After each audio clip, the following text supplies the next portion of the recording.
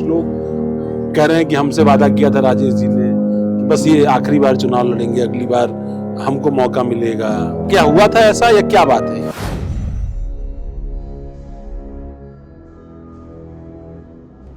बिल्कुल, मैंने ये बात कही थी। जहाँ पे पहले बम बनता था अब वहाँ डॉक्टर बनने लगेंगे। ये होता है राजेश।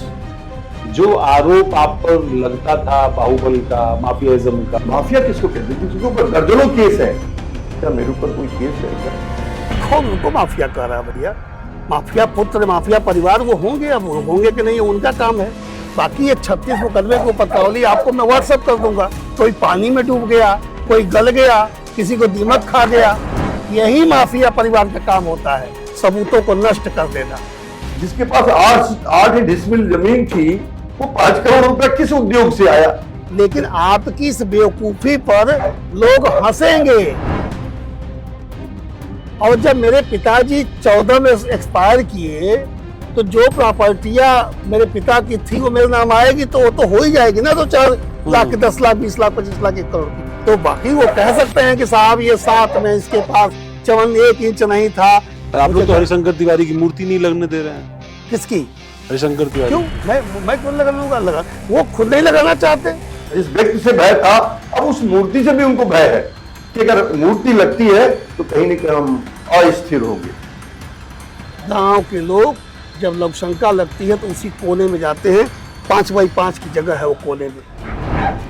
ये है आपके पिताजी की जगह, वहां लगा रहे थे आप खुद अपने पिता का सम्मान नहीं करते हैं, बात राजनीति पार्टी भी करते हैं आप। सुअर गंदा खाएगी तो गाय भी गंदा खाएगी।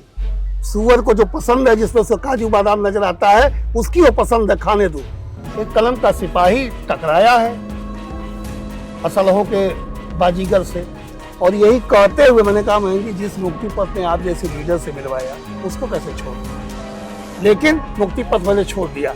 है हिम्मत अपने एम्पायर को सरकार को देने की।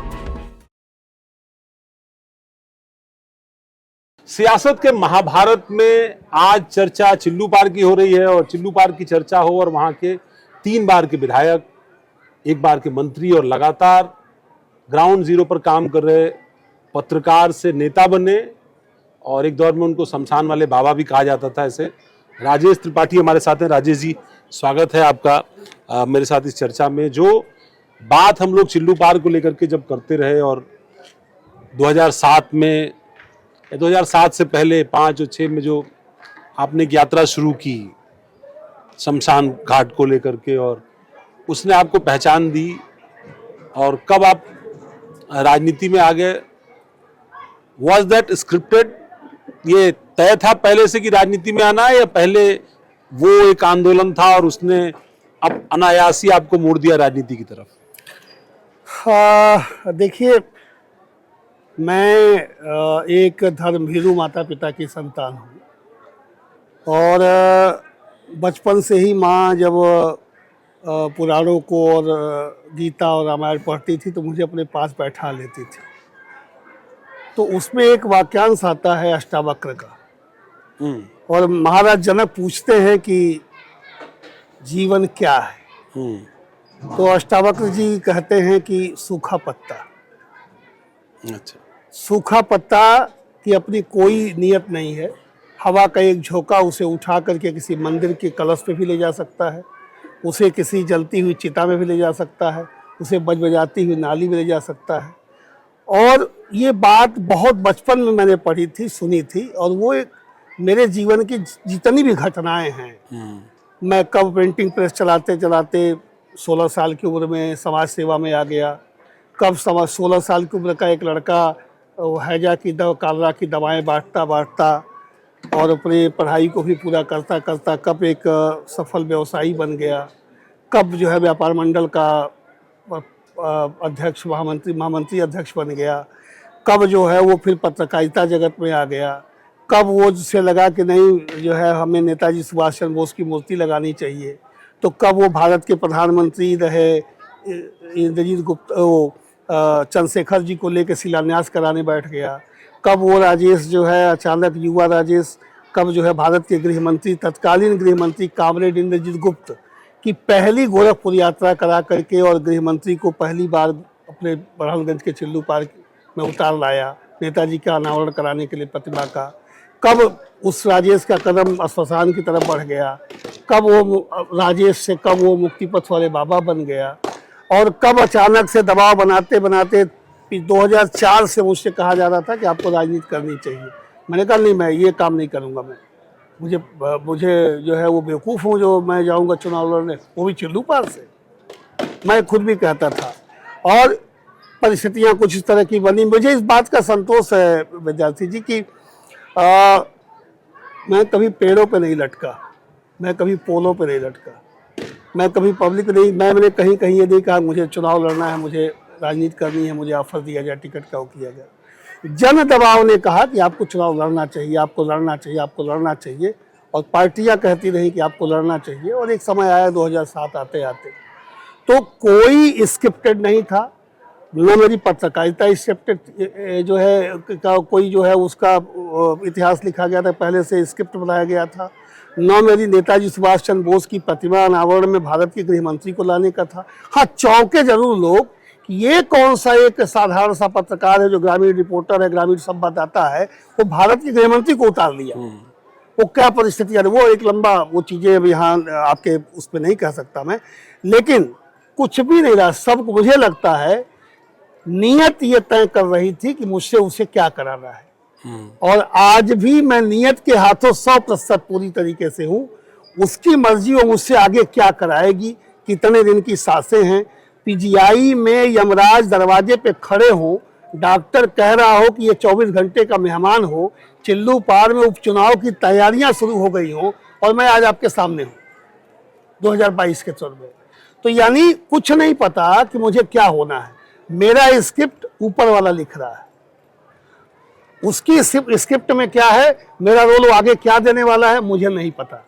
आपने कहा कि मुझे आज चिल्लू पार आना है, मुझे आपसे मिलना, मुझे नहीं पता था कि आप आ रहे हैं। तो मेरी स्क्रिप्ट अगर कोई लिख रहा, मैं नहीं लिख रहा, लेकिन मेरी स्क्रिप्ट अगर कोई लिख रहा है तो वो ऊपर वाला है, वो लिख रहा होगा। लेकिन मेरे में आगे कल मैं श्मशान का रहने वाला हूँ भाई साहब, अगले पल मैं जिंदा रहूंगा कि नहीं इसका पते नहीं। मैं कौन होता हूँ कल की बात करने वाला। हाँ, इंसान हूँ, उम्मीद जीने की सबको होती है, सपने देखने का हक है जिंदा हो तो, और जिंदा आदमी तो है वो जो सपना न देखे वो बना हुआ है। पर आप जब ये कह रहे हैं कि आपकी स्क्रिप्ट ऊपर वाला लिख रहा है, पर आपने भी थोड़ी देर पहले कहा था, जब हम रिकॉर्डिंग शुरू कर रहे थे उससे पहले, कुछ लोगों ने आपकी स्क्रिप्ट यहाँ भी लिखने की कोशिश की थी। हाँ, वो भी स्क्रिप्ट जो है यहाँ पे लिखने, मैंने कहा ना कि अगर बीच का कोई पात्र आ करके उसको आप हमारे रोल को चेंज करना चाहेगा, तो जो मुख्य डायरेक्टर है वो कट तो करेगा।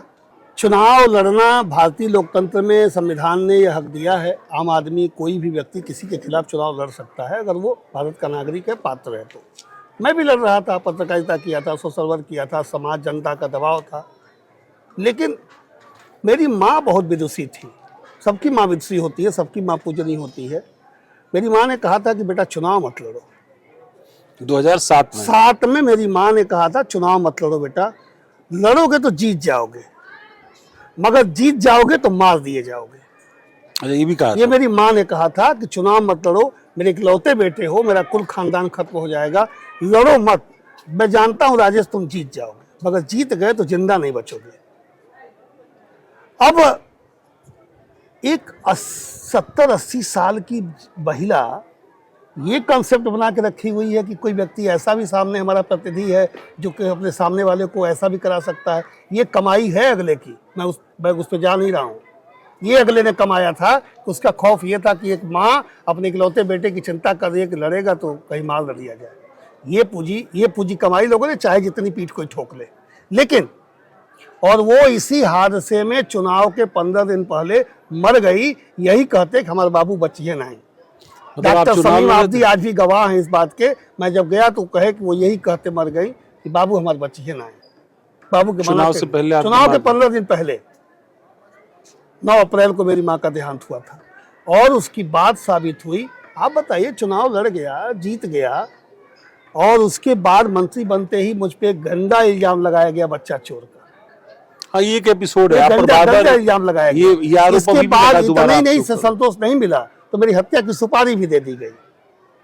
और इसी चिल्लू पार्क के पुराने चिल्लू पार्क रहने वाले एक लड़के को एक बड़े सुपारी वाले ने लिया और फिर उसने एक अपना असिस्टेंट चुना कि मार दोगे राजेश को तो बड़ा बड़ा बड़ा अपराधी बन जाओगे। वो छोटा मोटा अभी शुरुआत कर रहा था।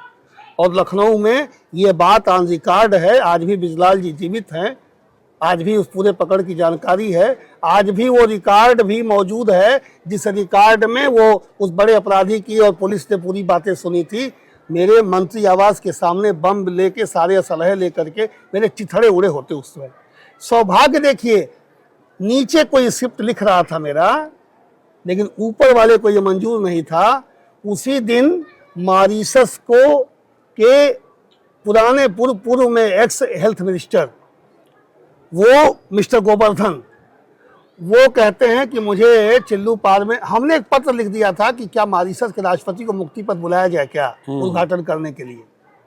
तो वो आ रहे थे, उन्होंने कहा ये एक पत्र आया, चूंकि इधर से लगा हुआ है यहीं के उनके पूर्वज रहे हैं। उन्होंने कहा देखो यार एक बड़ा मार्मिक चिट्ठी इसने लिखी है, देखना अगर चलेंगे।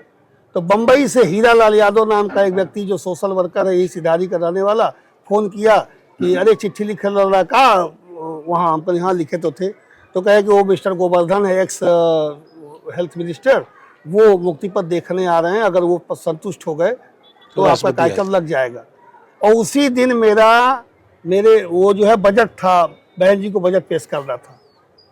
अगले को ये पता था कि बजट पेश हो रहा है, व्हिप जारी है, सारे मिनिस्टर को रहना है, विधायक को रहना है, ये आएगा ही आएगा। और उधर गोवर्धन जी आ रहे थे और मेरे जो साथी हैं महेश कुमार, उनका मौन व्रत था, कहना मैं तो बोलूँगा नहीं, रुक जाइए। मैंने कहा चलो गोवर्धन जी को दिखा लूँगा, फिर मैं जाऊँगा और शाम को 5-6 बजे 7 बजे पहुँच जाऊँगा, हाजिर लगा दूँगा और कह दूँगा मैं पीछे बैठा था, कुछ इस तरह का। क्योंकि डर था कि बहन जी डांटेंगी, मुख्यमंत्री हमारी और अभी नए नए विधायक मंत्री बने थे। लेकिन ये स्क्रिप्ट तो ऊपर वाला लिख रहा था। गोवर्धन जी आए, देखे, मुरीद हुए, दीवाने हुए और कहे कि बिल्कुल कार्यक्रम लगेगा, मैं अगली बार लेके उनको आऊँगा, सब तैयारी होगी। और मैं एकला यानी नौसर के ठीक पहले, अभी ये सड़क भी खराब थी और लखनऊ वाली भी सड़क बहुत खराब थी, पहुंचा ही था कि प्रमुख सचिव गृह कुंवर फतेह बहादुर जी का फोन आता है और वो कहते हैं कि कहाँ हैं माननीय मंत्री जी। तो मुझे लगता है मेरा भेद खुल गया, क्लास लग गई, आज मुख्यमंत्री जी हमको डांट पड़ेगी। तो हमने कहा भाई साहब बस आ ही रहा हूँ, थोड़ी तबीयत खराब हो गई तो मैं बस रास्ते में हूँ। नहीं एग्जैक्ट लोकेशन बताइए कहाँ है, वहीं रुकिए आप। तो हमने कहा भाई साहब मैं फला जगह हूँ। कहा वहीं रुकिए, कप्तान गोरखपुर के SSP गोरखपुर आपसे संपर्क कर रहे हैं, आपकी सुरक्षा बढ़ाई जा रही है। भाई साहब सुरक्षा तो है, कोई बात तो नहीं है। कह नहीं आपकी सिक्योरिटी बढ़ाई जा रही है और इस कोर्ट के साथ आप आइए और बिना सिक्योरिटी लिए आप चलेंगे नहीं। तो मैंने कहा ये क्या कहानी है। मैं वहीं रुक गया। 1 घंटे बाद कप्तान का फ़ोन आया, 1 घंटे बाद फोर्स आई। बाद में मैंने एक पत्रकार साथी को लखनऊ फ़ोन किया, मैंने कहा यार क्या मामला है, मुझे यहाँ रोका गया, सिक्योरिटी मेरे इशारे बढ़ा दी गए। क्या तुमको पता नहीं है क्या? अरे तुम्हारे हत्या की सुपारी दी गई है, शूटर पकड़ा गया है और फला थाने में बंद है, वो पूछताछ जारी है। हमने कहा अरे यार ये भी हो गया, शुरू हो गया क्या? माता जी की बात हमारे सच निकलेगी क्या? चलो जितने दिन लिखा होगा लिखेगा। मैं चल दिया। मुझे लगता है मैं बस्ती और अयोध्या के बीच में रहा हूँगा शायद। फोन आया, कहानी खत्म। हमने क्या हुआ? कहा वो शूटर थाने मार दिया गया। हमने कहा चलो सबूत मिटा दिया गया। भाई कहा गया? थाने में से भाग रहा था। अरे भाग कैसे थाने में से रहा था भैया? तो ये स्क्रिप्टेड मेरा सिर्फ। उसके बाद एक बार ट्रेन में मेरी हत्या की प्रयास किया गया, कई बार प्रयास लोग किया। चरित्र हनन, मेरी माँ को लेकर के कितने गंदे इल्जाम लगाए गए, स्वर्गवासी माँ को। मेरी पत्नी को लेकर कितने गंदे पर्चे छापे गए। चरित्र हनन का मेरे प्रयास किया गया, मेरी जान की हत्या का प्रयास किया गया, ये सब किया गया। लेकिन मुझे पता है कि मैं अखबार की दुनिया से आया हूँ, मैं किससे टकरा रहा हूँ। तो सिर पे कफन ऐसे थोड़े बांट लिया हूँ, वो तभी बांट लिया था मुझे पता था कि जाना है, कफन साथ लेके चलो। ये कफन बांधे कितने दिन हो गया? ये हो गया 2004 से है, 2001 के से लेके 4 तक तो वो चल रहा था। मेरे दाढ़ी बाल काफ़ी बड़े बड़े हो गए थे। 4 के बाद से, चूंकि ये बाधा इसलिए नहीं बाधा हमने इसलिए कि बाल बड़े बड़े थे तो स्मशान की राख उड़ करके बालों में आ जाती थी। तो वो मैं ढकने के लिए पहले किया, फिर करते अब तो ड्रेस कोड ही एक तरह से मेरा हो गया, ये पहचान मेरी हो गई। वो कत्ती वाले बाबा हो गए, मोती पत्र बाबा हो गए। 2007 के चुनाव में मुझे कल्लू डोम कहा गया। ये कल्लू देखिए, हो देखो कल्लू डोम लड़या हुआ था कहीं जो शमशान की बात कर रहा हूँ वैसे। तो मैंने कहा कि कोई बात नहीं, मेरे बाप बाप एक नाम दिया मेरे बाप बाप ने राजेश, दूसरा नाम समाज दे दिया मुक्ति पथ वाले बाबा। मुझे नहीं पता किसने कहा होगा, और मुझे ऐसा लगता है हो सकता है किसी ने पूछा हो कि चुनाव में कि के वोट बनेगा कौन वाले बाबा, तो कह दिया होगा मुक्ति पथ वाले बाबा, यहाँ से आते आते आया, लेकिन मुझे नहीं पता।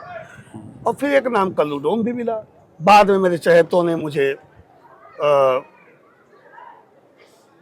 बच्चा चोर का एक नाम दे दिया। अभी हाल ही में एक नया नाम हमारे प्रिय प्रतिद्वंदी जी ने दिया है, शिखंडी विदा का नाम दे दिया मुझे। तो ये नाम मुझे मिलते रह रहे हैं बोनस में। और इतने बड़े बाहुबली परिवार, इतने बड़े दबंग परिवार, या इतने बड़े, मेरे शब्दों में नहीं, BBC लंदन के शब्दों में, टाइम्स ऑफ इंडिया के शब्दों में, इंडिया टुडे के शब्दों में, जब मैं होश संभाला तो उस समय तक ये नाम इनके परिवार पे चस्पा हो चुका था, माफिया परिवार के शब्दों में। नहीं, पर अगर मैं टकराया हूं तो मुझे ये अनुमान है कि एक कलम मेरे पास चाकू भी नहीं है, मेरे पास एक असलहा नहीं है, एक कलम लेके मैं महंगी से महंगी कलम रखता हूँ, अच्छी से अच्छी कलम रखता हूँ, क्योंकि यही मेरी पूंजी है। एक कलम का सिपाही टकराया है असलहों के बाजीगर से। नहीं, आप कह रहे हैं असलों का बाजीगर, आप कह रहे हैं माफिया, आप कह रहे हैं बाहुबली, आप कह रहे हैं BBC ने कहा, सबने कहा। मैं उनसे जब ये सवाल पूछ रहा था, मैंने उनसे पूछा कि देखिए ये एलिगेशन लगता है, आपके परिवार के ऊपर लगता है, आप पर लगता है। उनका दो बातें कह रहे हैं। वो ये कह रहे हैं कि माफिया कौन है? माफिया वो है जिसके खिलाफ मुकदमे हो। तो उन्होंने कहा कि क्या मेरे ऊपर मुकदमों की कोई फहरिस्त है?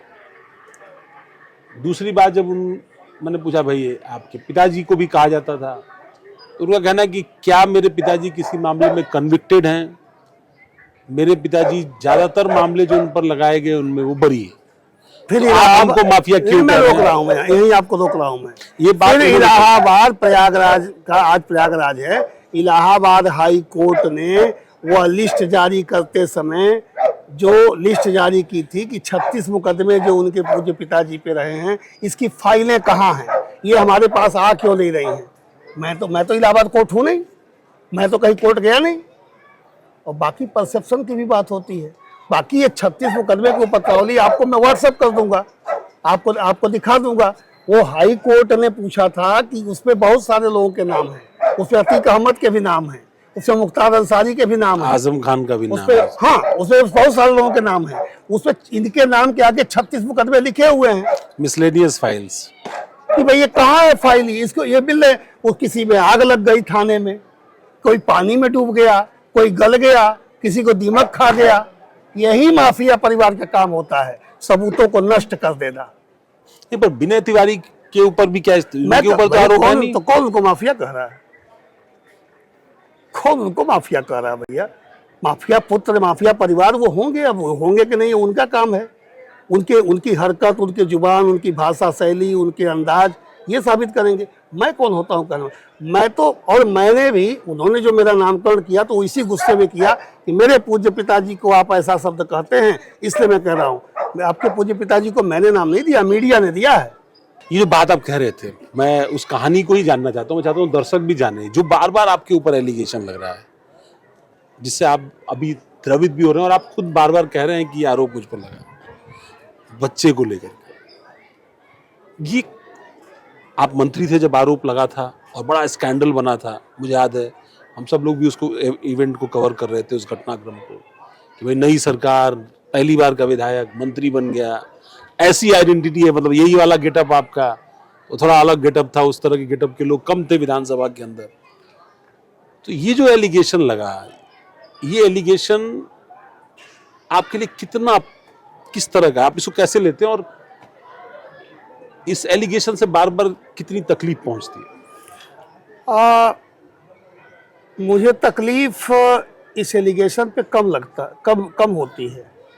इस पे ज़्यादा होती है कि उस बच्चे पे की जो मानसिक स्थिति हो रही थी उस समय, या हुई होगी, मैं उसको लेकर के ज़्यादा वो था, क्योंकि मैं तो लड़ते समय माइंड मेकअप कर ही लिया था कि मेरा क्या क्या हो सकता है, लेकिन वो तो अबोध अबोध रहा है। अभी वो धीरे धीरे परिपक्व होने की तरफ बढ़ रहा था, और आपके राजनैतिक खुन्नस में लगाए गए इस गंदे और घटिया इल्जाम से अगर वो कोई कदम उठा लिया, आपको अंदाजा नहीं है कि आप अपनी राजनीतिक खुन्नस, राजनीतिक पराजय के खुन्नस में कितना बड़ा अनर्थ करने जा रहे हैं। मैं मुझे उसको लेके ज्यादा चिंतित रहा। भाई आप कभी पूछा उसने आपसे? नंद बाबा नहीं, उसने कभी नहीं पूछा। हम दोनों मुझे जहाँ तक 100% ये भरोसा है कि वो सब कुछ जानता है, मगर मेरा सौभाग्य है कि मेरा कान्हा जो है अपने नंद से कुछ भी नहीं कहता, और उसका नंद बाबा यशोदा भी उससे नहीं कहती। लेकिन मुझे संदेह तब हुआ था जब कक्षा 8 में वो बड़हलगंज में पढ़ रहा था, मेरा चुनाव चल रहा था, और चुनाव के दौरान ही वो घर आता है और खूब रोता है और गुमसुम बैठ जाता है। तो उसकी माँ जो है पूछती है उससे, क्यों गुमसुम हो, कोई बात हुई है? तो वो रोते हुए डबडबाई आंखों से अपने बस्ते से एक किताब निकालता है, और वो किताब अपनी माँ को देते हुए कहता है कि मम्मी, हमारे बस्ते में इस किताब को एक बच्चे ने डाल दिया था, इसमें और मेरा उसका फ्रंट पेज नहीं, वो पूरी किताब छपवाई थी। इनके जो मोहरे होते हैं, तो उस मोहरों में से एक ने पूरी किताब छपवाई थी, और उसमें आईना करके एक नाम दिया था, और मुझे उसमें कोसते हुए उस बच्चे का को गंदे इल्ज़ाम मुझ पर लगाते हुए किया गया था। तो उसकी माँ चौंकी और उसने कहा, मेरी श्रीमती चौंकी, वो कहीं कि पढ़े तो नहीं हो? तो उसने कहा नहीं मम्मी। तो उसने कहा कि अच्छा चलो कोई बात नहीं, ये सब पापा के तुम्हारे दुश्मन है ना बेटा, इल्ज़ाम लगाते रहते हैं। और फिर उसने उनको कन्हैया की और यीशु मसीह की और अदर अदर कहानियाँ, 8 कक्षा में पढ़ रहा था बच्चा वो मैं रात को जब 2 बजे घर लौटा चुनाव प्रचार करके, और जब मैंने कहा कुछ ले आओ, 2 रोटी दे दो, खा ले, क्योंकि बाहर का कुछ खा नहीं पाता मैं। तो खाते समय उन्होंने ये पूरी कहानी बताई। तो हमने कहा क्या है? तो कहा वो जगह है, सो नहीं रहा है, टकटकी लगाए है। हमने कहा 100% पढ़ चुका है, अब छोड़ो चुनाव का, मुझे डर है कोई बात ना हो जाए, क्योंकि अगर वो किस रूप में इसको लेगा ये तो उसका विषय जानेगा। उसके पूरे अस्तित्व की बात थी, पूरे अस्तित्व की बात थी, कुछ भी हो सकता था, कुछ भी अनर्थ हो सकता था। सुबह में बैठा उसके साथ, अपने साथ मिलाया उलाया। मैं उस दिन प्रचार करने नहीं गया, हमने कहा नहीं, अब आज नहीं, कैंसिल कर दो प्रोग्राम सारा। और फिर उसके साथ खूब मिला गुला, कहाँ चलोगे बताओ? नहीं आप जाएंगे नहीं प्रचार करने का? नहीं आज तुम्हारे साथ खेलना है। नहीं नहीं आप जाइए प्रचार करिए। अंतिम में उसने कहा पापा स्कूल नहीं जाऊँगा, हमारे दोस्त गंदे हैं। तो हमने कहा कि मत जाओ। तो कहा कि पापा मैं यहाँ पढ़ूंगा नहीं, मैं उस स्कूल में ही नहीं जाऊंगा। तो हमने कहा तो मत जाओ, लेकिन बेटा 8 तो पास कर लो, 9 में न कहीं जाएंगे। 3-4 दिन वो स्कूल नहीं गया, बहुत समझाया गया, फिर वो गया। उसके बाद हार गया चुनाव में। उन्होंने कहा पापा मैं पढ़ूंगा नहीं, बड़हलगंज में रहूंगा नहीं। तो मुझे लग गया कि इसके अब सवाल इससे हो रहे होंगे, और ये बच्चा अब दूसरी तरफ जा रहा है, और कहीं मैं इससे हाथ न धो दूं। तो आपकी जो मतलब जो लड़ाई थी, या जिस द्वंद्व में आप उलझे हुए थे, या जिसमें घेरे जा रहे थे बार बार, एक्चुअली वो अपने टारगेट पर जा रहा था। तो फिर मैं उसका कहा हॉस्टल में चले जाओ। तो मैंने, हमारे मित्र हैं डॉक्टर संगम मिश्रा जी, मैंने उनको फ़ोन किया। हमने कहा मेरे बेटे को एडमिशन ले लीजिए और वहाँ डाल दीजिए। हॉस्टल है? क्या हॉस्टल है? 1 महीने बाद उसने कहा कि नहीं हम हॉस्टल में भी नहीं रहेंगे।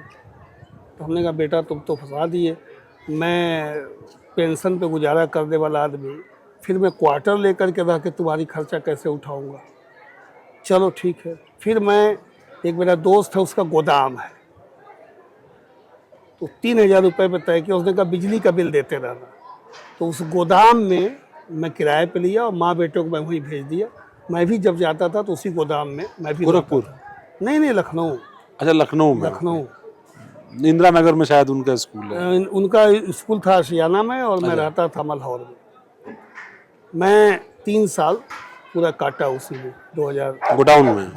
गोडाउन में एक हॉल था, उसी में रहते थे। नीचे शौचालय था, उसमें उपयोग करते थे। फिर उसका इंटरमीडिएट हो गया। फिर मैं 22 में चुनाव लड़ा, जीत गया। फिर मुझे फिर मंत्री आवास मिल गया। अभी वो उसका भी काम फाइनल है, सेंसिटिव हो चुका है। मुझे संतोष है कि कोई बुराइयां नहीं है आज के युवाओं वाली। वो भी अब उसको भी मन करता है समाज को पढ़ने का। पिता को पढ़ता है खूब वो। एक दिन कहा पापा पढ़ाई हम MBA क्या करोगे आगे? का MBA करेंगे। हमने करो MBA। कहा पर लेकिन अगर अब वो जिस तरह आप कह रहे हैं कि वयस्क हो गया, वो पढ़ाई अब आगे उसकी चल रही है, पर अगर वो फील्ड में अब आता है या आपके साथ कभी चुनाव प्रचार में आएगा, कहीं ये जाता सब है, आएगा, उसको झेलना है तो झेलेगा। अब वो परिपक्व अपने को कर रहा होगा और चीज़ें आ रही होंगी। जैसे हमारे प्रधानमंत्री महोदय ने उसके न्यूजन फाउंडेशन को लेके भी कुछ टिप्पणियाँ की थी और मोबाइल ऐप को लेके कि रील बनाओ पे भी और वो मोबाइल उपवास वाले पे, उसी का मेरा नहीं है ये। तो अच्छा, ये आइडिया उसी का है? बहुत सेंसिटिव है अविनाश जी, इतना सेंसिटिव है कि एक दिन अखबार पढ़ रहा था और जो माँ बच्चे वाली कहानी थी और जो बाप ने बेटे को काटा था उसको लेकर वो बहुत सीरियस था। और उसके बाद उसने कहा कि ये सब मोबाइल करा रहा है पापा, मोबाइल से हम लोगों को जानना चाहिए क्या है। तो मुझे इस बात का संतोष है कि बहुत सेंसिटिव है। और हमने कहा ठीक है, तुम्हारे 4 दिन क्लास है, 3 दिन छुट्टी रहती है, समाज भी पढ़ो तुम। अभी उसकी उम्र ही कितनी है? अभी तो उसकी, लेकिन ये है कि पढ़ रहा है, आगे उसके टारगेट है MBA करने का। ईश्वर उसके स्वस्थ रखे, सकुशल रखे, करेगा। लेकिन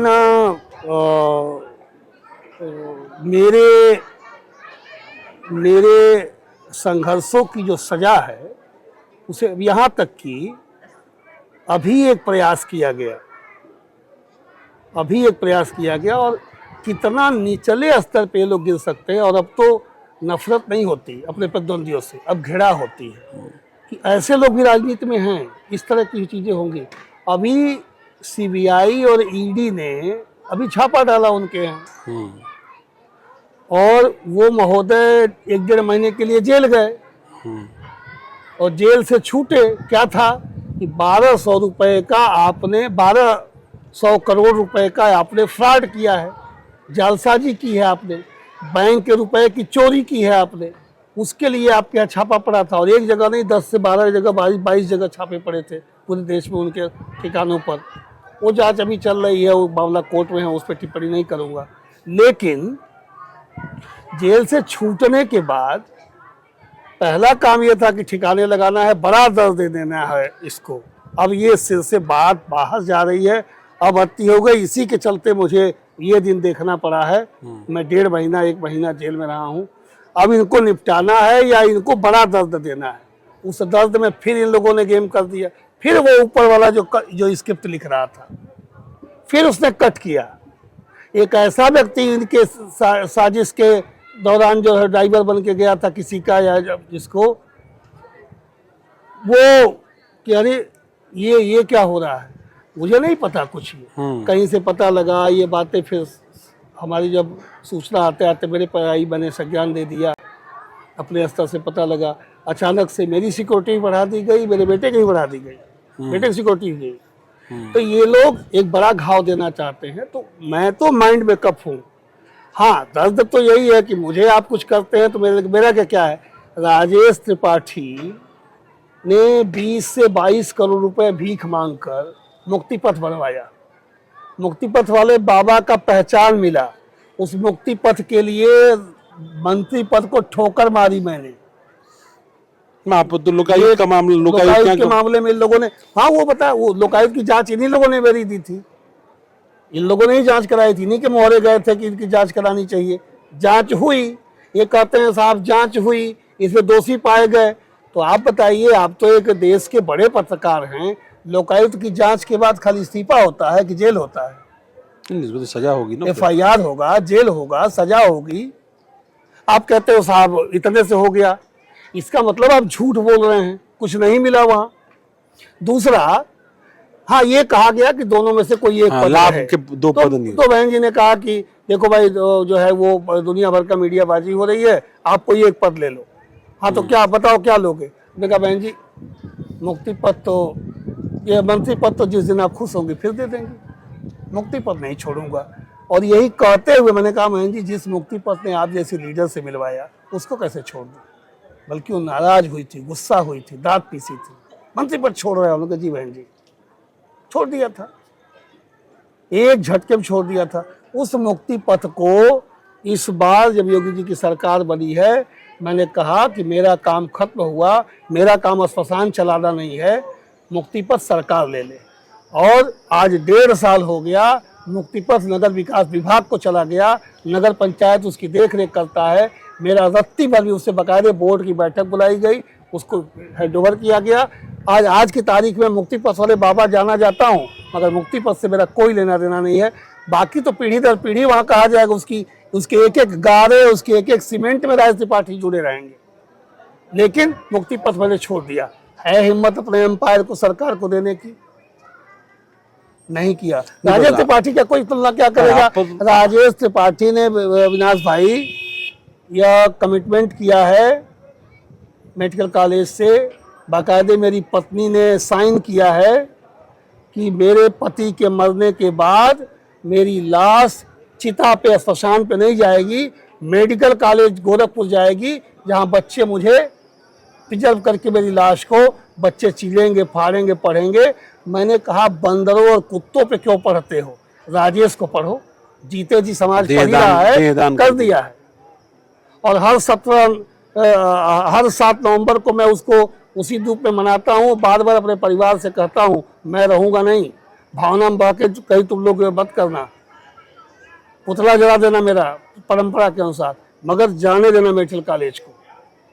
क्या मैं मुझसे क्या, लेकिन चीजें ठीक है। पर आरोप तो आपने भी सुने होंगे, आरोप तो लगे कि भाई आपने करोड़ों की संपत्तियां बना ली, मकान बना लिए, जमीन नहीं वो, अरे कहा जाता है कि इनके बाप दादा के पास तो कभी 2-4 डिसमिल जमीन रही होगी, 100-150 एकड़ के मालिक हैं। मेरे पास आज ही, जब मेरी विनय जी से बात हो रही थी तो उन्होंने आज ही कहा कि जब 2007 में आपने नामांकन किया था तो आपके पास मतलब कुछ कट्ठे जमीन मात्र थी। हाँ। और आज आपके पास नहीं, 7 में मेरे पास 1 इंच नहीं थी। अरे 7 में सब कुछ मेरे बाबूजी के नाम थी। भैया मैं अपने माता पिता का इकलौता लड़का हूँ, तो मेरे नाम कैसे रहेगी? और जब मेरे पिताजी 14 में एक्सपायर किए तो जो प्रॉपर्टियां मेरे पिता की थी वो मेरे नाम आएगी, तो वो तो हो ही जाएगी ना, तो 4 लाख, 10 लाख, 20 लाख, 25 लाख, 1 करोड़ की जो भी होगी। तो बाकी वो कह सकते हैं कि साहब ये 7 में इसके पास 1 इंच नहीं था, तो फिर 17 में कैसे इतना आ गया, कह सकते हैं। लेकिन आपकी इस बेवकूफी पर लोग हंसेंगे। बाप के मरने के बाद, ऑलरेडी पंडित जी के जाने के बाद प्रॉपर्टियां इन्हीं लोगों के नाम आई होगी, ये थोड़े कमाए होंगे उतना। पंडित जी कमाया हुआ आ गया, अब मैं कहूँ वो कैसे आ गया तो मैं बेवकूफ बन जाऊंगा। तो बेवकूफी भरे निर्णय वो करें, मैं क्यों करूं? अखबार की दुनिया का व्यक्ति रहा हूं तो कुछ तो पढ़ा लिखा हूं भाई। आपने अपनी संपत्ति कीमत भी लगा दी। अब वो कह रहे हैं कि साहब इनके पास 150 एकड़ जमीन इन्होंने फर्जी बनवा लिया है, अट्टालिकाएं शहरों में बनी हुई हैं, पेट्रोल पंप है, फलाने है, ढिकाने। हमने कहा ले लो भैया 4-5 करोड़ दे दो यार, ले लो। ये मतलब मेरा सिर्फ कहने का ये है कि एक गंभीर आदमी, अपने को तथाकथित MLLB कहने वाला व्यक्ति, और अपने को मिनिस्टर भी रहा वो व्यक्ति 3 साल तक मायावती जी के सरकार में, आप भी सरकार। अरे नहीं, जो मैं हटा त्यों उनको बना दिया गया। बस ये था कि मैंने गवर्नर से शपथ ली थी, उन्होंने दर्जा मिला था उनको, थोड़ा फर्क है। लेकिन आप क्या बोल रहे हो भाई? आप कह रहे हो गांव वाले ऐसा कहते हैं, मुझे नहीं पता, मीडिया में बोल रहे हैं आप। तो गांव वाले कहेंगे, कोई और कहेगा, मैं उनके ऊपर कोई आरोप लगा दूंगा। जब तक तथ्यात्मक कोई चीज नहीं होगी, वह माननीय लेजिस्लेटिव MLA रहे हैं, मेंबर रहे हैं, वो सरकार में दर्जा प्राप्त ही सही मंत्री रहे हैं, तो मैं कोई अनर्गल आरोप, ओछा आरोप, घटिया आरोप, सतही आरोप मैं नहीं लगा सकता। जिस तरह के शब्दों का उन्होंने पिछले पत्रकार वार्ता में मुझे गाली दी है। पर आप लोग तो मुझे हरिशंकर तिवारी की मूर्ति नहीं लगने दे रहे हैं। किसकी? हरिशंकर तिवारी क्यों? की। मैं क्यों लगाऊंगा? लगा, वो खुद नहीं लगाना चाहते, वो लगाना चाहेंगे तो कौन रोक लेगा? क्यों नहीं क्यों कोई रोकेगा भाई? नहीं, वो कह रहे हैं कि कोई प्रोसीजर है जो सरकार करने नहीं देती। सरकार का आपने- मतलब तो यहाँ विधायक आप हैं। अरे भाई, आप प्रोसीजर कौन सी फॉलो कर, सरकार कैसे नहीं करने देगी प्रोसीजर आप फॉलो करेंगे? तो आपने कहाँ लगाने की कोशिश किया कि नहीं लगाने दिया गया? कोई ऐसी जगह बताएंगे आप? और मैंने कहा कि अपने पिता का जीते जी तो अपमान किया ही इन लोगों ने, मरने के बाद भी कर रहे हैं। आपको मैं कहता हूं, जाते समय एक बार उस जगह को देखिएगा जिस जगह पे मूर्ति पंडित जी के लगाने की चर्चा ये लोग कर रहे थे। वहां पूरे गांव के लोग जब लघुशंका लगती है तो उसी कोने में जाते हैं। 5x5 की जगह है वो कोने में। ये है आपके पिताजी की जगह, वहां लगा रहे थे आप। आपके पास प्रॉपर्टी की कमी है? किसी भी शहर में कहीं भी उनका भव्य स्मारक बना सकते थे आप। आप खुद अपने पिता का सम्मान नहीं करते हैं, बात राज त्रिपाठी भी करते हैं आप। मैं क्यों लगाऊंगा भैया? आप लगाओ, आप प्रोसेस फॉलो करो जो प्रोसेस। अब तो कह दिया है सरकार ने कि किसी भी सार्वजनिक जमीन पर, जो सरकारी जमीन है, आप मंदिर मस्जिद भी बनाना चाहते हैं, बाबा साहब का भी कोई लगाना चाहते हैं या किसी महापुरुष का, जो बिना अनुमति के नहीं करेंगे। ये योगी सरकार ने ये नहीं दिया है, ये सुप्रीम कोर्ट के आदेश पर बहन जी की सरकार, बीएसपी सरकार में ये आदेश पारित हुआ था। उसके बाद से पट्टे उट्टे सब बंद हो गए। तो भाई, जो काम सुप्रीम कोर्ट के आदेश पर चीजें हो रही हैं, आप उसमें हमको कहाँ घुसेड़ रहे हैं भैया? आप लगाओ, प्रोसेस करो, लगाओ, पर लगाना चाहिए। हर बेटे का एक काम है कि अपने पिता का सम्मान करे, वो जीते जी भी करे, मरने के बाद भी करे, होना चाहिए। और मुझे कह रहे हैं आप, हम तो चिल्लू पार के सारे महारथियों को हम सम्मान देने जा रहे हैं। उसे वो भी होंगे, सारे जितने राजनीतिक महारथी हैं। मतलब चिल्लू पार, धुरिया पार में जितने भी हमारे सांसद, जितने भी हमारे एमएलए, जितने भी हमारे एमएलसी हुए हैं, सब के लिए एक पॉलिटिकल गैलरी हम बना रहे हैं। बन रहा है, निर्माण चल रहा है उसका उद्घाटन कराऊंगा मैं। उस पर वो नहीं होंगे, अरे ये भी महोदय होंगे उसमें, ये भी एमएलए रहे हैं। बिल्कुल हैं। तो मैं भाई तो कह रहा हूं मैं, ये होता है राजेश, कि अपने जान का 2-2 बार 3-3 बार हत्या की सुपारी देने वाले को, मेरे बेटे को आत्महत्या करने के लिए मजबूर करने वालों को, मेरी पत्नी पे गंदा चारित्रिक इल्जाम लगाने वाले को, मेरी माँ के मुझे मेरा डीएनए कराने की बात कहने वाले, यानी मेरी माँ के चरित्र पर इल्जाम लगा रहे हैं। कहा गया कि इसका डीएनए कराओ, इसके अंदर ब्राह्मण का खून नहीं है। इसलिए मैं बसपा लड़ रहा था, और जब आप लड़े तब आप भी तो उसी से लड़े थे भाई। मैंने नहीं कहा इनका डीएनए कराओ, हमने कहा नहीं, ये उनकी माँ को गाली हो जाएगी। और उनकी माँ हो या मेरी माँ हो, माँ होती है, किसी की माँ हो। मुझे इतनी गालियां फेसबुक पर दी जाती हैं। मैंने कहीं सुना कि आपने कहा कि ऐसे ऐसे लोग कहते हैं, मुझे गालियां देते हैं फेसबुक पर, सोशल मीडिया पर।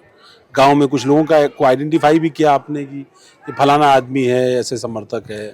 करते हैं, उनके लोग गालियां देते हैं फेसबुक पे, रंगा पड़ा फेक आईडी से गाली दी जाती है।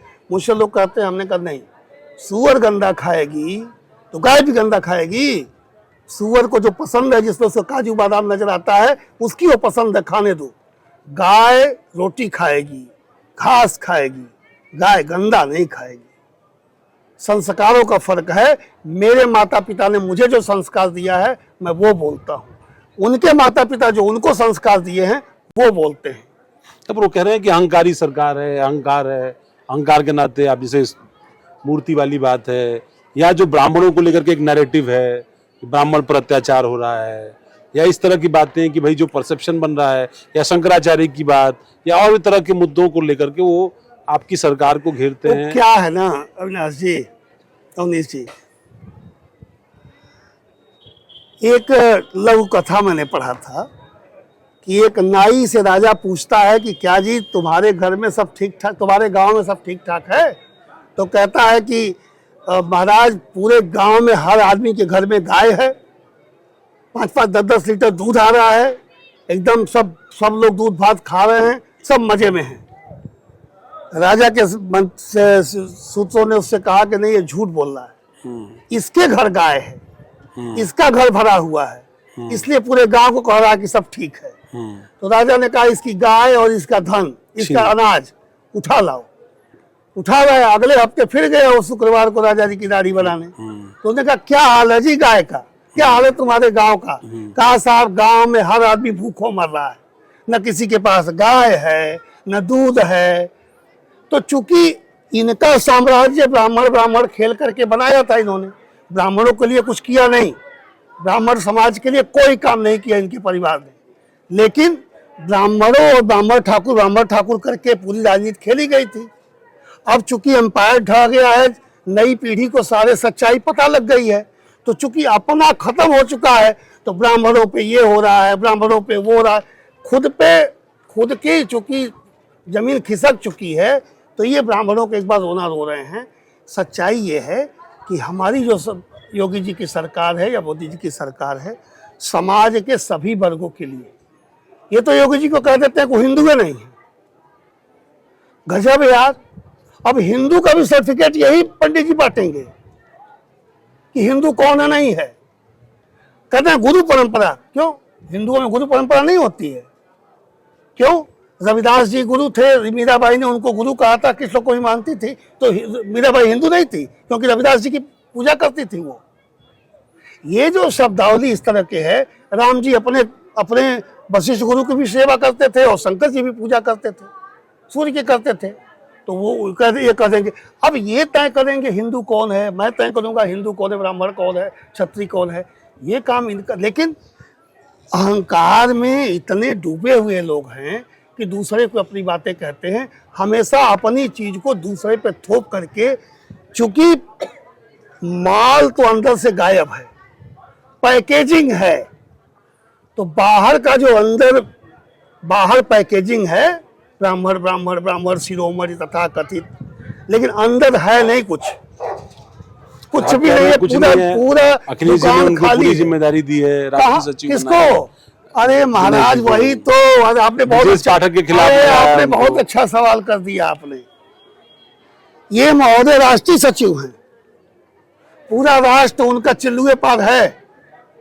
अरे भाई केरला का भी चुनाव चल रहा है, राष्ट्रीय सचिव जी कहाँ हैं? बंगाल का चुनाव चल रहा है, राष्ट्रीय सचिव जी कहाँ हैं? चिल्लू पार के किसी गांव में पंडित जी के यहाँ बैठे हैं, क्योंकि पंडित इनको अस्वीकार कर चुका। अब वो चूंकि 22 का उन्होंने परिणाम देख लिया कि 15%, 20% भी नहीं रह गए, और वो बेचैनी है कि पंडित जी लोगों को जाना करना। तो आप जब ये काम करेंगे तो उसका क्रिया का प्रतिक्रिया भी होगी ना।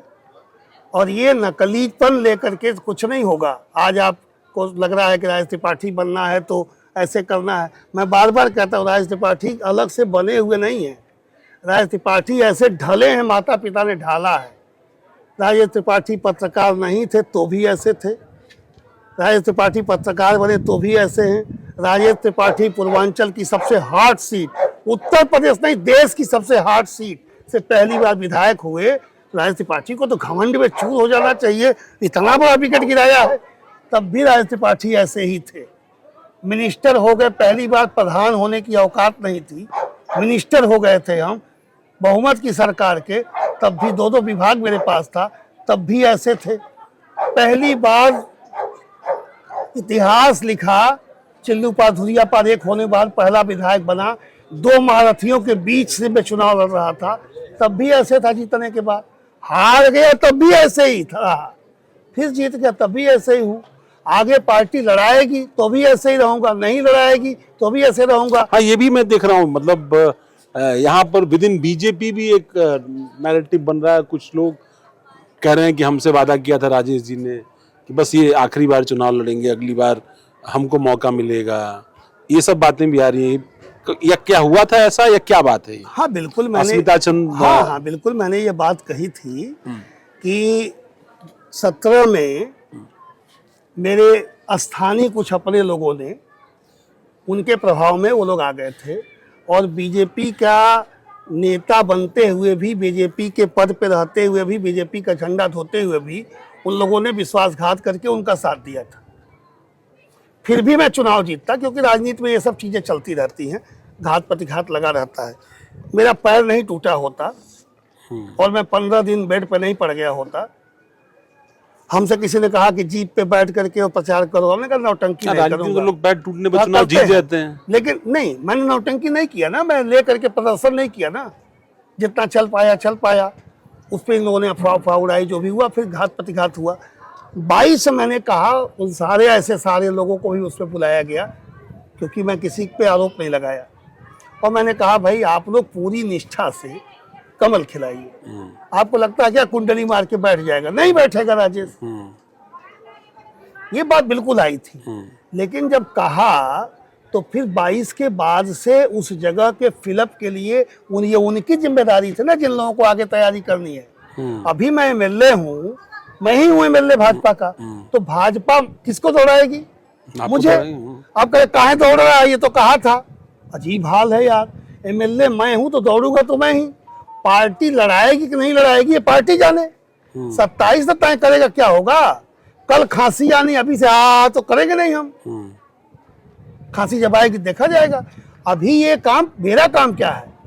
ये तो काम पार्टी का है कि वो क्या करेगी।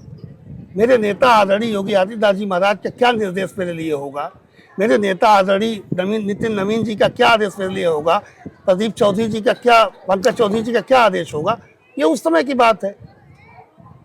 पार्टी तो चुनाव में तो हर आदमी प्रयास करता है। आदरणीय हमारे प्रतिद्वंदी महोदय भी, विनय जी भी प्रयास कर रहे हैं, और भी सपा के लोग प्रयास कर रहे हैं कि नहीं यहाँ से मिलना चाहिए। हमारे भी दल में भी हो रहा है। सब सभी दलों में एक सीट के लिए 4 लोग मानते हैं। लड़की की शादी तय होती है, 5 जगह लोग बर देखने जाते हैं, शादी एक ही से होती है। अब बाकी लोग बारात लेके थोड़े आ जाते हैं कि नहीं हमको देखने गए थे, हम भी करेंगे। तो मेरा ये कहना कि ये तो निर्णय संगठन का है, संगठन लड़ाएगा। उस समय मेरा निर्णय क्या होगा, उस समय के निर्णय पे बात की जाएगी। अभी तो मैं एमएलए हूँ, तो मैं एमएलए का अधिकार करूँ। पार्टी जहाँ जहाँ लगा रही है, सुख दुख पे जा रहे हैं, विकास काम कराना मेरा काम है। तो लोगों से मिलना जुलना, सड़क, बिजली, पानी। सर ये तो बताइए, जो बात छूट गई थी बीच में, ब्राह्मण नाराज है या नहीं है? मतलब ये बड़ा वो होता है, कुछ लोग कहते हैं नाराज है, कुछ कहते हैं नहीं है, कुछ सम्मेलन होता है, कुछ कार्यक्रम होता है। जैसे ब्राह्मण विधायकों की बैठक ही हुई, आपके इलाके, मतलब इसी इलाके के आने वाले वो ब्राह्मण विधायक थे जिनके घर पर वो कथित पंचायत हो गई, और उसके बाद बड़ा बवाल हो गया। फिर ये हो गया कि बीजेपी में जातिवाद नहीं होता, और बीजेपी में प्रदेश अध्यक्ष तय किया जाए, जिला अध्यक्ष तय किया जाए, तो बगल में उसकी जाति लिख करके उसकी विज्ञप्ति जारी की जाती है। तो फिर ये शिकंजा ब्राह्मण पर ही क्यों आता है? और जब आता है तो फिर ये आरोप क्यों न लगे, और लगाया ही जाता है? विपक्ष लगातार लगा रहा है। नहीं, विपक्ष का काम है आरोप लगाना, लेकिन जो आप कह रहे हैं कि जातिवाद का, बिल्कुल हमारी जो भारतीय जनता पार्टी है वो कहीं से कोई जातिवाद का खेल नहीं खेलती। अब कोई भी व्यक्ति होगा तो किसी न किसी जाति का होगा। आदरणीय कलराज मिश्रा जी कभी प्रदेश अध्यक्ष रहे होंगे तो वो एक जाति के रहे। हम किसी को बनाएंगे, आदरणीय शिव प्रताप शुक्ला जी गवर्नर बनाए गए तो किसी जात के हैं, वो कोई बनेगा तो रहेगा। लक्ष्मण, उसके बगल में लिख तो नहीं दिया जाएगा ना? आचार्य लक्ष्मण जी बनाए गए, उसके बगल में लिख तो नहीं दिया जाएगा ना? बनाए गए हैं। ये जो चीजें हैं वो तो कोई भी व्यक्ति समाज का होगा। आप पैदा हुए हैं, माता पिता के गर्भ में हम लोग आए हैं, तो हमारे माता पिता की जात हमारी जात होगी। तो हम कोई न कोई, हर व्यक्ति किसी न किसी जाति का होगा। कोई प्रदेश अध्यक्ष होगा। आप कह रहे ब्राह्मण नाराज नहीं है? किस पे? किससे? सरकार से, बीजेपी से। क्यों नाराज होगा? लोग कह रहे हैं अत्याचार हो रहा है, सत्ता में भागीदारी उस तरह की नहीं है। क्यों नहीं है? मंत्री नहीं बना, जब आप भी मंत्री नहीं बने, अब 3 बार के एमएलए हैं, 1 बार वाले मिनिस्टर हैं, आप तो पहले मंत्री भी रह चुके हैं, और आप तो मतलब हॉट सीट के एमएलए हैं, मंत्री नहीं बनाया बीजेपी ने आपको। नहीं, तो ऐसे और भी बहुत सारे लोग होंगे। मंत्री नहीं बनाया, मंत्री की अपनी 60 की क्राइटेरिया है, 15% ही बनना है। और ये विवेक है उनको। इतना बड़ा उत्तर प्रदेश है, इतने बड़े क्षेत्र में, उत्तर गोरखपुर जनपद से, पूर्वांचल से स्वयं मुख्यमंत्री जी ही यहाँ से गए हुए हैं। ब्राह्मण भी मंत्री बने हैं, बैकवर्ड भी बने हैं, क्षत्रिय भी बने हैं, शूद्र भी बने हैं, मतलब एससी समाज के लोग बने हैं। ये विषय नहीं है कि मंत्री नहीं बना, मंत्री बना दीजिए, फिर कहा ये विभाग नहीं मिला, विभाग नहीं मिला तो ये नहीं हुआ। ये तो एक मिगतिसला है। मेरा ये कहना है कि मैं जिस सीट पर एमएलए हूँ, मेरे दल ने मुझ पे जो एहसान किया कि मुझे भारतीय जनता पार्टी का चुनाव में 17 में हार चुका था। मेरे विरोधी कह रहे थे कि ये मोदी की लहर में जीत नहीं पाया, इसे टिकट नहीं मिलना चाहिए। इसके बावजूद एक हारे हुए व्यक्ति को भारतीय जनता पार्टी ने, एक कार्यकर्ता को टिकट दिया 22,000 वोटों से इस हार्ड सीट पर। और ये हार्ड सीट ऐसी नहीं है, ये चुनिंदा कुछ सीटों में से एक कठिन सीट मानी जाती है। उस सीट पे मैं एमएलए हूँ, ये मेरे लिए कितने बड़े गर्व की बात है। और मंत्री पद की बात कर रहे हैं आप, मैंने कहा ना, स्मशान के लिए मंत्री पद को ठोकर मार दी थी मैंने। मेरे लिए रिश्ते महत्वपूर्ण हैं, मेरे लिए समाज महत्वपूर्ण है। स्मशान वाला आदमी हूँ, मंत्री पद मेरे लिए बहुत मायने नहीं रखता है। मिलता है, मेरी यात्रा में एक पड़ाव आता है, स्वीकार है, नहीं आता है, जो हूँ उस पर इतरा रहा हूँ। क्योंकि जो मैं पाया हूँ उसके लिए विपक्ष और पक्ष पागल हुए हैं। लोग पागलों की तरह गांव गांव घूम रहे हैं, दीवाने बने फिरते हैं राजेश वाली जगह पाने के लिए। तो जो मैं पाया हूं, मैं कहता हूं कि यार, जो मेरी पार्टी और मेरी जनता ने मुझे दे दिया है, उसके लिए लोग पागल हुए जा रहे हैं। मैं इस पे इतरा रहा हूं। अब मंत्री पद की भाई साहब बात कर रहे हैं, ये तो सीएम साहब कि जिस दिन उनको लगेगा ऐसा होना है, होगा। एक फेसबुक पोस्ट आपने वायरल की थी कुछ फोटोग्राफ्स के साथ। कोई फेस्टिवल था, मुझे लगता है मकर संक्रांति का ही या उसके बाद का, और उसमें कई सारे विधायक मिले थे और आपने जारी किया था कि हमने अपनी बात अपने नेता तक पहुंचा दी है। नैरेटिव ये गया कि जो यूजीसी को लेकर के एक माहौल था, या अभी भी जो माहौल है, खासतौर पर सवर्ण मतदाता बीजेपी के कोर सपोर्टर के अंदर, बीजेपी के उन सपोर्टर्स के अंदर जो बहुत लंबे समय थे, जब बीजेपी सत्ता में नहीं थी, दूर दूर तक उम्मीद भी नहीं थी, तब से जुड़े हुए थे, वो लगातार सोशल मीडिया पर इसको लेकर के कमेंट कर रहे हैं। आपने कहा कि हमने अपने अभिभावक से, अपने नेतृत्व से अपनी बात मजबूती से कही। अब आपकी पार्टी के लोगों से, और खासतौर पर सवर्ण, ब्राह्मण, ठाकुर या इस तरीके जो भी सवर्ण हैं, उन विधायकों से सवाल पूछा जा रहा है कि यूजीसी पर आपके लोग क्यों नहीं बोल रहे?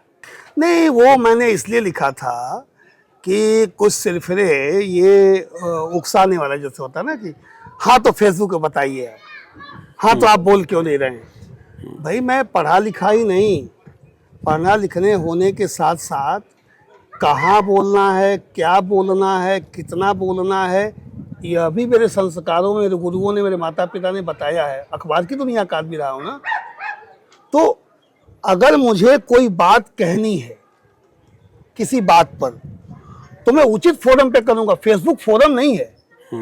फेसबुक ना सुप्रीम कोर्ट का जज साहब चला रहे हैं, ना फेसबुक आदरणीय मुख्यमंत्री जी के पास समय है चलाने, ना फेसबुक हमारे प्रदेश के लीडर के पास इतना समय चलाए। वो तो ठीक है, कुछ देर थोड़ी देर के लिए देख लिए, ना आदरणीय प्रधानमंत्री जी के पास। फेसबुक एक अपनी बात कहने का फोरम हो सकता है। तो मैंने उस पर कहा था कि भाई इस विषय पर मुझे जो कहना है, मेरी जो बात कहने का पीड़ा है, जो समाज में जो चीज़ें चल रही हैं, जिसको लेके विपक्ष जिसको इसको कैश कराने और भुनाने की कोशिश में लगा हुआ है, मैंने अपनी बात, एक संवैधानिक शपथ लिया हुआ व्यक्ति हूँ, पद और गोपनीयता की शपथ भी तो लिया हूँ ना संविधान का, तो मुझे कहाँ क्या कहना है, एक विधायक को यह बात तो पता होनी चाहिए। तो मैं विधान लेजिस्लेटिव असेंबली का मेंबर हूँ। मैं ऐसी स्थिति में मैंने कहा था भैया मैंने उचित फोरम पे अपनी बात उचित ढंग से कह दी है।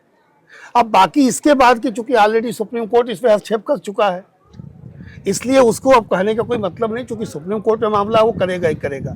लेकिन इस लाइन पे मुझे एक बात आपसे कहनी है, कोई मैं बचाव के पक्ष में नहीं हूं। जात किसी की हो, किसी भी जात का कोई व्यक्ति हो, किसी को भी, वो चाहे अगड़ा हो, चाहे पिछड़ा हो, चाहे दलित हो, किसी को भी अपमान करने का अधिकार किसी को नहीं, किसी को भी।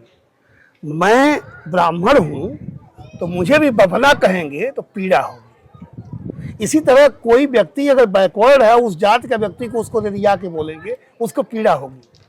बस ये पीड़ा है कि समाज में विघटन, नफरत वाली चीजें नहीं होनी चाहिए।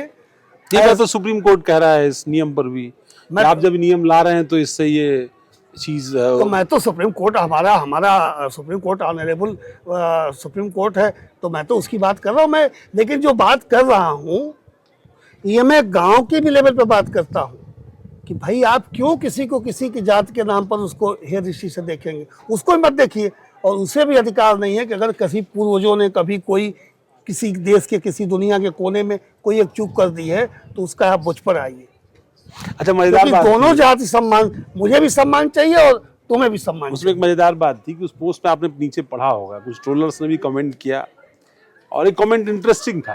कमेंट इंटरेस्टिंग ये था कि भाई उसने पूछा शायद आपसे कि विधायक जी, बाकी विधायक भी मिले पर बाकी विधायकों ने लिखा कि माननीय महाराज जी से मुलाकात हुई, आशीर्वाद लिया और उनको फलाना पर्व की बधाई दी, पर आपने लिखा ये वाली बात जो बात मैं कह रहा हूं, ध्यान होगा। भाई हम लोग करीब तकरीबन 1 घंटा हम लोग साथ रहे महाराज जी के साथ। उस 1 घंटे में जो माननीय विधायक लोग जितना लिखे थे उतनी बात तो हुई नहीं होगी। 1 घंटे में बहुत सारी बातें हुई हैं। अब ये हमारा विषय है कि हम क्या डालते हैं। हमने कौन से बीज को पकड़ लिया कि हम ये डालेंगे, अगले को लगा नहीं मुझे केवल इतना ही लिखना चाहिए, नहीं लिखना चाहिए। और बाकी हमारी सीट थोड़ी अलग है ना, अलग नेचर को लेके आती है। तो अलग नेचर का यहाँ जो हम हैं तो हमें भी तो उसी नेचर पे अपनी बात कहनी है। मुझे लग रहा था कि अगला इसको हवा देना चाहता है, तो मैंने जो मेरी बात हुई थी मैंने उस बात की चर्चा की, बिल्कुल हुई। अच्छा, एक दौर से ही लोग कहते हैं 2 बातें मतलब आपको लेकर के। एक बात कहते हैं कि राजेश त्रिपाठी की दोस्ती जो है वो मंदिर से भी, चाहे वो बीएसपी में रहे या फिर बीजेपी में जब आए तब भी, मतलब जब बीएसपी में थे तब भी मंदिर से उनकी दोस्ती थी। और एक कहा जाता है वो पीस पार्टी वाले अयूब साहब के लिए कि चाहे वो पार्टी उनकी अपनी रही लेकिन उनकी भी दोस्ती आपके साथ रही और वो उनका भी समर्थन आपको मिलता रहा, जो आपके इन चुनावी यात्राओं में आपके लिए एक जो है वो मनोबल बढ़ाने वाला है, आपकी शक्ति कारक रहा है आपके लिए। सच है। देखिए, एक किसी कोई, मुझे हीरो का नाम नहीं पता, उसका एक गाना है, मैं ऐसा ही हूँ, मैं ऐसा ही हूँ, कैसे कुछ गाता है वो। तो मैं ऐसा ही हूँ। बिल्कुल आपने सही कहा कि जब 2007 के चुनाव में डॉक्टर अयूब साहब मेरे मित्र थे और उनके द्वारा भी ये बात कई बार कही कि पार्टनर, 2004 से कह रहे थे पार्टनर तुम्हें चुनाव लड़ना चाहिए, पार्टनर लड़ो।